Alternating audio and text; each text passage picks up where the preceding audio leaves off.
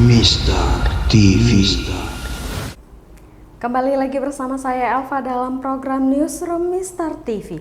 Ketua Dewan Kehormatan Penyelenggara Pemilu Republik Indonesia, Hedi Lugito, menyoroti bahwa memberikan sanksi kepada penyelenggara pemilu yang terlibat dalam pelanggaran hukum tidak harus menunggu keputusan akhir dari pengadilan negeri. Ketua DKPP RI Hedi Lugito menyampaikan beberapa pernyataan sebagai respon terhadap kasus Azlan Syah Hasibuan, anggota Bawaslu Medan yang diduga terlibat dalam operasi tangkap tangan oleh Polda Sumatera Utara atas dugaan pemerasan. Saat ini Azlan Syah berstatus tersangka. Pada kesempatan tersebut, Hedi menekankan pentingnya mencegah kejadian serupa di Bawaslu Medan di masa mendatang. Menurutnya, setiap penyelenggara pemilu harus tunduk pada aturan etika dan mematuhi ketentuan yang berlaku.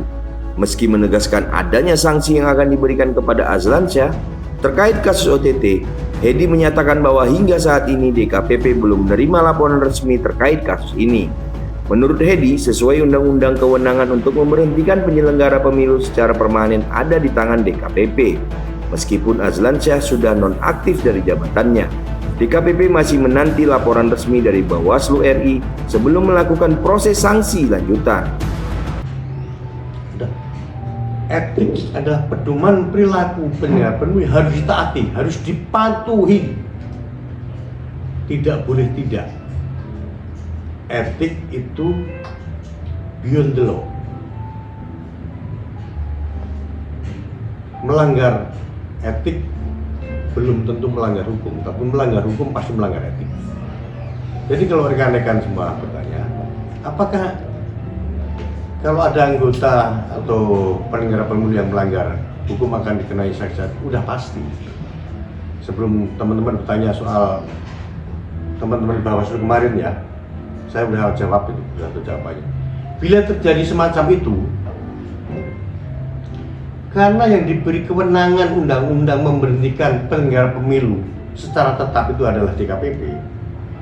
Bila terjadi pelanggaran hukum, misalnya anggota Bawaslu atau anggota KPU yang kedapatan melanggar hukum, itu Bawaslu akan melaporkan ke DKPP.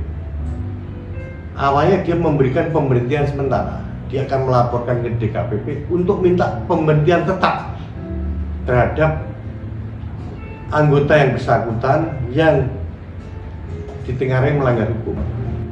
Apakah kasus di Medan yang melibatkan anggota Bawaslu itu sudah dilaporkan di DKPP? Belum. Bawaslu RI belum melaporkan. Belum ya Mas ya? Belum melaporkan. Karena apa? Kemarin saya tanya kepada Ketua Bawaslu RI, kebetulan ketemu.